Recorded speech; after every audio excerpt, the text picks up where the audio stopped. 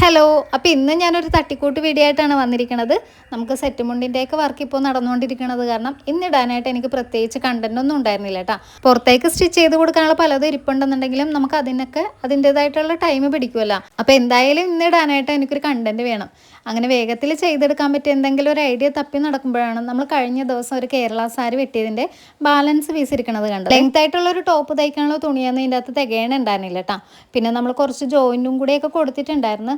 അതെങ്ങനെയാണെന്നുള്ളത് വീഡിയോയുടെ അവസാനം കാണുമ്പോൾ നിങ്ങൾക്ക് മനസ്സിലാകുമേ. ടോപ്പിൻ്റെ ഓക്ക് പോർഷനിൽ ഗോൾഡൻ ചെറി ത്രെഡിൽ ഇങ്ങനെയായിട്ട് നമ്മൾ വർക്ക് കൊടുത്തിരിക്കുന്നത്. പിന്നെ കഴിഞ്ഞ പ്രാവശ്യം ആ ഒരു ടോപ്പ് തയ്ച്ചതിൻ്റെ ബാലൻസ് വന്ന കസവിൻ്റെ പീസും കൂടി നമ്മൾ ഇതിൻ്റെ അകത്ത് കൊടുത്തിട്ടുണ്ട് കേട്ടോ. അന്ന് നമ്മൾ തയ്ച്ചത് ഒരു പ്ലേറ്റഡ് ആയിട്ടുള്ള ടോപ്പാണെന്നുണ്ടെങ്കിൽ ഇത് എ ലൈൻ കട്ടിലാട്ടോ കൊടുത്തിരിക്കുന്നത്. ബാക്കി വന്ന ഈ ഒരു പീസിൻ്റെ അകത്ത് ജോയിൻറ്റും കൂടിയൊക്കെ കൊടുത്തിട്ടാണ് ഇത് കംപ്ലീറ്റ് ആക്കിയെന്ന് ഞാൻ ആദ്യമേ പറഞ്ഞിട്ടുണ്ടായിരുന്നില്ലേ.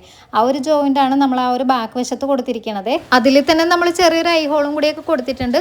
പിന്നെ ലെങ്ത്തും തികയാതെ വന്നു കഴിഞ്ഞപ്പോഴേക്കും ആ ഒരു താഴത്തെ കസവും കൂടിയൊക്കെ അങ്ങനെ പിടിപ്പിച്ച് കൊടുത്തതാട്ടോ.